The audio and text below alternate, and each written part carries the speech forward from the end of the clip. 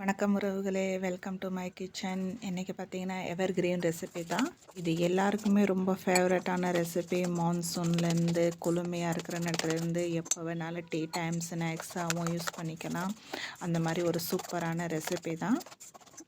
ஸ்பெஷலான மிளகா பஜ்ஜி தான். இது யாருக்கு தான் பிடிக்காது? உங்களுக்கே தெரியும், மிளகா பஜ்ஜிக்கு எல்லாருமே அடிக்ட்டுன்னு. அந்த மிளகா பஜ்ஜியை இந்த மாதிரி மசாலாலாம் ஸ்டஃப் பண்ணி நம்ம பண்ணோம்னா எவ்வளோ சூப்பராக இருக்கும்னு நினச்சி பாருங்கள். ரொம்ப டேஸ்டான, ரொம்ப ஈஸியாக எளிமையாக நம்ம பண்ணிடலாம். அந்த மாதிரி ஒரு சூப்பரான ரெசிபி தான். இந்த ரெசிபி வந்து வயசு வித்தியாசம் இல்லாமல் சின்னவங்கலேருந்து பெரியவங்க வரைக்கும் எல்லாருக்குமே ரொம்ப பிடிக்கும்.